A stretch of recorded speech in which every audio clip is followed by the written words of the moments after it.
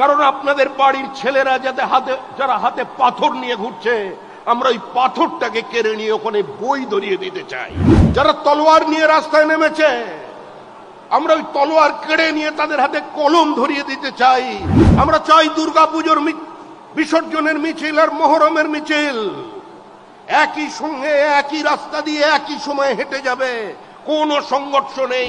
তার মানে আপনি বলতে চাইছেন আমার পাশের বাড়িতে থাকে যে মুসলিম ফ্যামিলিটা বা আমার পাশের মসজিদে যে মুসলিম ফ্যামিলিটা নামাজ পড়তে আসে, তারা পকেটে বোমা আর হাতে বন্দুক নিয়ে ঘোরায়? পশ্চিমবঙ্গের যাবতীয় মুসলমান সম্প্রদায় যারা আছে তারা গুন্ডা, তারা ক্রিমিনাল, এইটাই বলতে চাইছেন আপনি? আপনি বলছেন আপনি ওদের হাতে মানে বই খাতা তুলে দেবেন, এডুকেশন তুলে দেবেন। শুনুন দিদি, এই কাজটা আজ থেকে 14 বছর আগে করে দিয়েছে।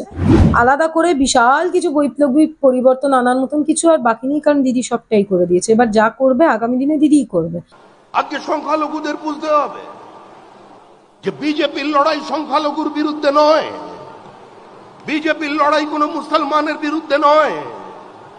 হ্যাঁ, আমরা লড়াই করছি আপনাদের বিরুদ্ধে, কারণ আপনাদের বাড়ির ছেলেরা যারা হাতে পাথর নিয়ে ঘুরছে, আমরা ওই পাথরটাকে কেড়ে নিয়ে ওখানে বই ধরিয়ে দিতে চাই।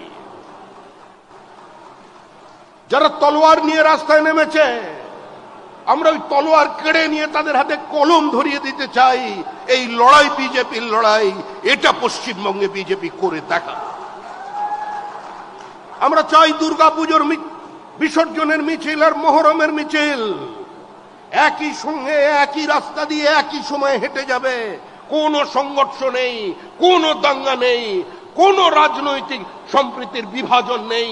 পশ্চিমবঙ্গকে বাঁচাতে হবে, এর বহুত্ববাদকে বাঁচাতে হবে, এই মাটিকে রক্ষা করতে হবে, আর তার জন্যই দরকার একটা শক্তিশালী ভারত ভূখণ্ড। আমরা সংখ্যালঘুদের হাত থেকে বলেছেন যে বোমা এবং বন্দুক কেড়ে নিয়ে আমরা বই খাতা ধরিয়ে দেবো। তার মানে আপনি বলতে চাইছেন আমার পাশের বাড়িতে থাকে যে মুসলিম ফ্যামিলিটা বা আমার পাশের মসজিদে যে মুসলিম ফ্যামিলিটা নামাজ পড়তে আসে, তারা পকেটে বোমা আর হাতে বন্দুক নিয়ে ঘোরায়? মানে পশ্চিমবঙ্গের যাবতীয় মুসলমান সম্প্রদায় যারা আছে তারা গুন্ডা, তারা ক্রিমিনাল, এইটাই বলতে চাইছেন আপনি?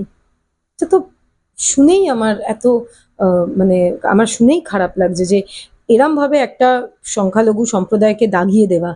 তার সাথে সাথে আপনি বলছেন আপনি ওদের হাতে মানে বই খাতা তুলে দেবেন, এডুকেশন তুলে দেবেন। শুনুন দিদি, এই কাজটা আজ থেকে 14 বছর আগে করে দিয়েছে। তো আলাদা করে আপনার করার মতন অন্ততপক্ষে পশ্চিমবঙ্গের শিক্ষা ব্যবস্থায় আলাদা করে বিশাল কিছু বৈপ্লবিক পরিবর্তন আনার মতন কিছু আর বাকি নেই, কারণ দিদি সবটাই করে দিয়েছে। এবার যা করবে আগামী দিনে দিদিই করবে, আপনাদের কোনো জায়গা নেই করার।